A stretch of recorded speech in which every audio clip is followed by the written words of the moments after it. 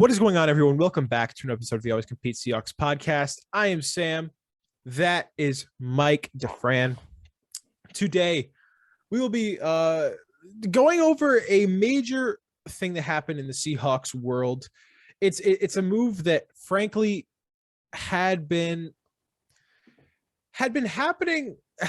anticipated for a long time, is what I'm trying to say. I don't know why I couldn't get to the word, but it's been anticipated. I got you. Yeah. For a very long time. And really, it's been something that all Seahawks fans have been waiting for and looking forward to. And it was the press conference with John and Pete, 5:00 Eastern time, about 2:30 Pacific. So, really, this is something that has been very important to us, giving their thoughts on the Russell Wilson trade. Russell Wilson was introduced for the Broncos today. Mm-hmm. Something that, man, it was really weird to see. That was very weird. Bizarre to see. So, Yeah, so the fact that all of that happened today was a lot. And, there was apparently there was a live back and forth going on between the front office and they said that, it was all Russ. And then Russ said, no, it was mutual. I'm sure I'm not going to take any sides live, but yeah, I mean, it was weird. But anyways, Mike could not watch, but I sat down and took a lot of notes. My man right there. And we're going to go over it. I don't know if you could tell that I want to be a sports journalist, but I want to be a sports journalist. Yep. So let's get right into the first one. Pete went on this huge spiel about second chances at the beginning. It was like a 10-minute speech about second chances, where I didn't really find anything notable. He was talking about Marshawn. He was talking about Jamal Adams, talking about Quandre Diggs. First thing I noticed, brought up Drew Lock in that they love Drew Lock. Mm-hmm. They see Drew Lock as the realistic starting quarterback for this year. Yeah. They see him as the realistic starting quarterback, which is kind of bizarre to me. But the fact that they're going in with that mindset of this is the guy to beat right now. They love him. They loved him coming out of the draft. Find that really interesting. And then Pete used his segue from second chances to segue into a Colin Kaepernick little thing there. Kaepernick got in contact with him and said, hey, man, I'm ready to go if you ever need me. And he says he thinks he deserves a second chance. Doesn't necessarily know if it's with the team. He said that that's still being worked out. That's being worked out. They're gonna find out they're gonna find out. Says that he said that they're not rebuilding. Said this is a time to win. They're all in, and I think that can be shown by the moves that they've made recently. Not really gonna break those down. That's for another video. But yeah, I mean, those moves that they made recently are not. We're gonna sit back and watch other teams win kind of moves. This is right. The most money we've spent in a long time. Then it went to John Schneider's turn after Pete talked for 20 minutes or something like that. Goes into John, and this is all without questions, by the way. This is all pre-questions. John praised Cody Barton's leadership out of nowhere, which seems to show that he's the heir apparent to Bobby Wagner. Yeah. In that, maybe he may be the play caller this year. That's surprising to me, to be completely honest. He may be, because he kept talking about his leadership and how, he's been a great voice in the locker room, which is weird to say. I think he's maybe trying to sell us on the Bobby Wagner cut. Kind of bizarre. But John called the trade unique, said it was something that the NFL's really never seen before. Yep. And by the way, Mike, I know I'm kind of running through these notes because there's a lot of notes to get through. So if you have anything that you want to say, just jump in over me, because 100%. I'm just rattling these off. John called the trade really unique, said it was a trade that's really never happened before in NFL history, which I think most people could agree with. Yeah, it's true. He said that the team is looking to bring back many of their starters from last year, but they're also looking to make key upgrades from outside of the team, which is usually the case, but it's kind of good to hear some confirmation, especially from a team like the Seahawks.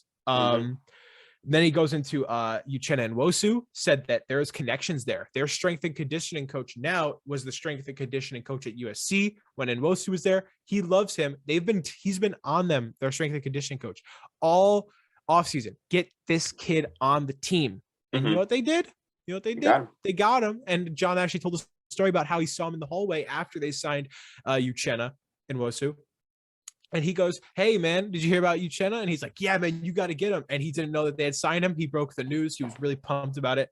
We're going to give our thoughts on Uchenna in a later video. But, yes, for sure. I think you know how I feel about it.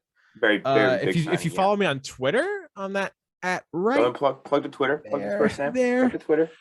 Go follow me. You'll see my thoughts on everything live as they happen. He said she sees Shelby Harris as a 3-tech defensive tackle. Pete notes something. This is the first thing that I thought was a really interesting statement. Pete said that they've had tremendous support from the ownership, and this is amid reports of Pete saying of reports saying that, hey, Woody Allen met with Pete and John, and it may have been a little rocky. It may have been a little bit more aggressive than other meetings in years past. So that was interesting to see him mentioning that support from Jody Allen. Another interesting thing that I noticed, Pete said he had no intention of moving on from Russ, which makes it seem that was a Russ thing. That is, I think, one of the biggest nuggets from this press conference, because obviously almost exactly at the same time, Russell Wilson was having his introductory press conference in Denver, and they asked him, and he said, "No, I wanted to stay in Seattle." And so for us to say that it was him that wanted it, that to me is a big red flag. That means there's some disconnect there that is very major.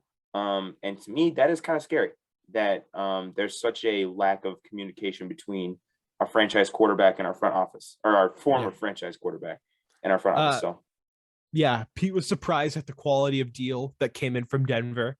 He thought that, by the way, I'm reading literally word for word on these bullets here. He's surprised by quality of deal. He said that they were not expecting to get a deal like that right off the bat, which is kind of weird because you're trading your franchise quarterback. Right. This is another one. Team said that they were under impression that a long-term extension would not happen with Russell Wilson if he stayed on the team. So they figured it's better to get him out while his value's high. Yes. We got teams calling. You got an offer from Denver. If Denver gives you that offer that you thought was really good and you don't think a long-term extension is going to get done, the writing's kind of on the wall there. Wasn't there a report that said Russell Wilson was wanting to make $50 million a year? Yeah, he wants Mahomes money. Yeah. He said he wants Mahomes money. That's and honestly, there's no way anybody wins a Super Bowl paying their quarterback $50 million. That's such a high percentage of your team's cap. The way the Chiefs did it is that the Chiefs are paying him like $50-something million and like 20, like 30 or whatever it is, like late 2020s, because it's a 10-year contract. So, it's just so hard to do that. And the Seahawks are not in a position where they have enough young talent to survive with a $50 million quarterback. So kind of agree with that, I guess. Yeah. John Schneider said to get a pick this high, usually not a position that they're used to drafting in, called it, quote, huge. Don't know where they're going to go there. But we might have gotten some hints at what they're not going to do later. John notes the cap freed up next year from Russ's contract being moved out, said there's going to be a lot of cap relief, and talked about that. This is another one that I really took away that I thought was huge. John said the Seahawks will, quote, explore options, end quote, at quarterback, but loves Locke, and notes that other GM friends that he knew were trying to trade for Drew Lock last offseason. So kind of an interesting note there. Drew Lock may have been a hotter commodity than we may expect. And by the way, shout out to Drew Lock. But real fast, shout out to Drew Lock. Just said that he's not going to be wearing Russ's number. He's going to be wearing number 2, not number 3, which is honestly genius marketing move from him and his agent. Yes. To come in and say chat on if he wore number 3 here. I'm sorry. There's just to get off on the right foot and show respect to a franchise legend. Yes. Another thing Very about Drew smart, Lock Drew. is, Come on the podcast. I know you watch. You watched yeah, in Denver. I know as that you soon even I watched know in you got Denver. the notification that you were moving to Seattle. You're like, man, I gotta look up what I'm doing, where I'm going. You searched up Seattle Seahawks on YouTube. You found us. It's all good, bro. Yeah, It's all good. we're the first result when you search up Seattle Seahawks. Fun fact. Totally true. Yeah, no, 100%. But like I was 100%. saying, I've really for a long time have liked Drew Lock. He reminds me a lot of Jay Cutler. If you remember Jay Cutler, how he was back in the day. Now I think Drew Lock is much more of a better attitude than Jay Cutler had. But you look at the attributes. I mean, crazy strong arm, pretty mobile, pretty good accuracy, but sometimes struggles with that decision making. I think those deep balls to DK Metcalf can still be awesome. Can still be awesome with Drew Lock.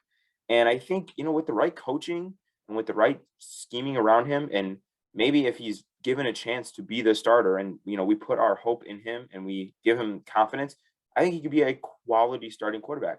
I'm not saying he's going to be top 5, top 10, but I'm saying I think he could be a quality quarterback. I've liked Drew Lock for a while now. So I'm also excited to see him start at least parts of this year. Yeah, looking forward to seeing him really getting an opportunity, which is something that I don't think he's ever really had before. Mm-hmm. Totally Kind of moving on there, we have Pete noted his college coaching experience and helping him adjust from quarterback to quarterback, noting that, you only get quarterbacks for 4 years there. He talked about how he went from Carson Palmer to Matt Leinart to Mark Sanchez, I think was Mark afterward. Sanchez. Yeah. So, he talked about that a little bit. Then it kind of went on to a little spiel about Bobby. John Schneider owned up to communication issues with Bobby, talking about how Bobby said that he heard that he was released through the media and not through the Seahawks. Yeah. John and Pete. However, John noted that it wasn't from the Adam Schefter tweet that broke the news to everybody. It was actually through Seahawks media reporters saying that they're probably going to cut Bobby. Mm-hmm. And that got into his head, and that was how he found out. And then, they said that they spoke to him before. They spoke to him before the Adam Schefter tweet came out. Yeah. Pete said he was reluctant to cut Bobby and wanted to find any possible way to not cut him. Team spoke with Bobby. Release of reports complicates things. John said that there was no other options with Bobby Wagner. Said that cutting him was the only option to save the money.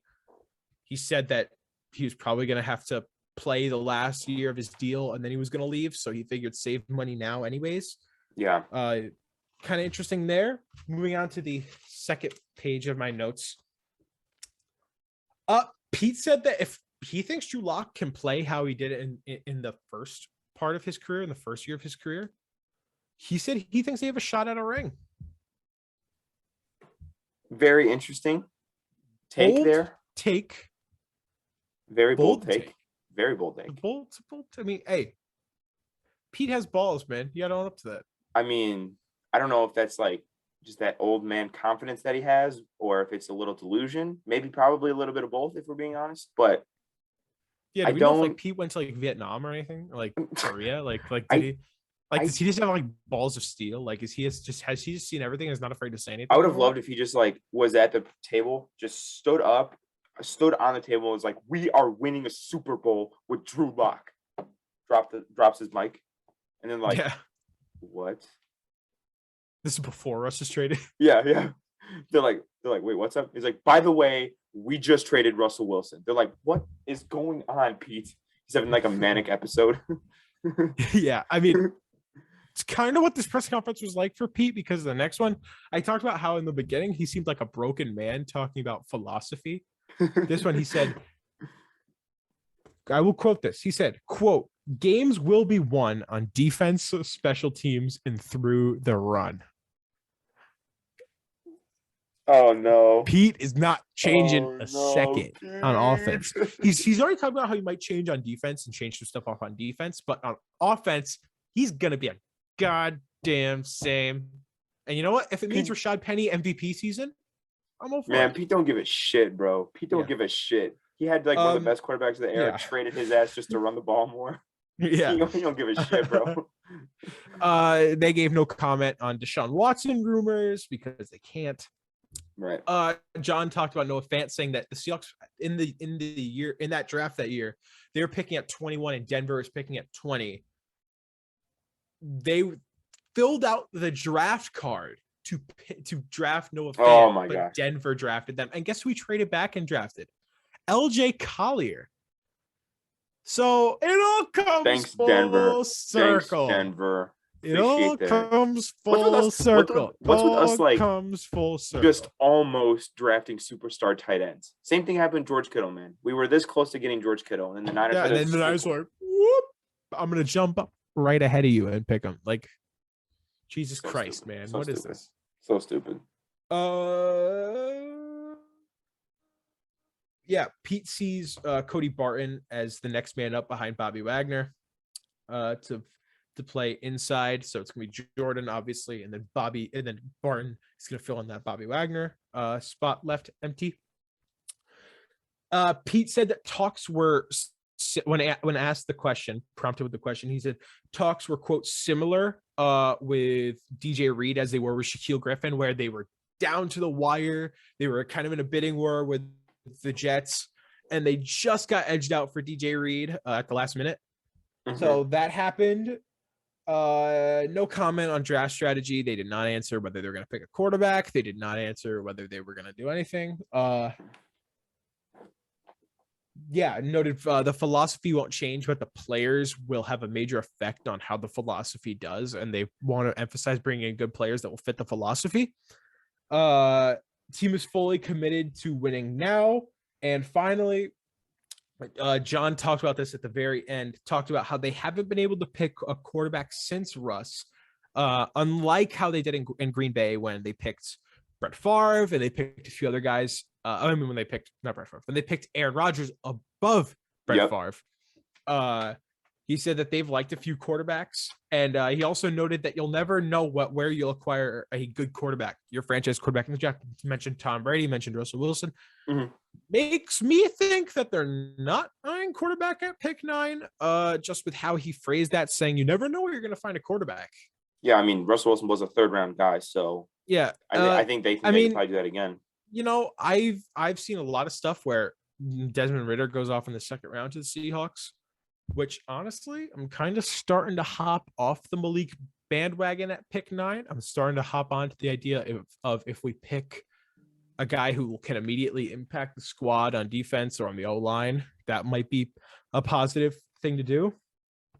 Yeah. And that's all the notes I got.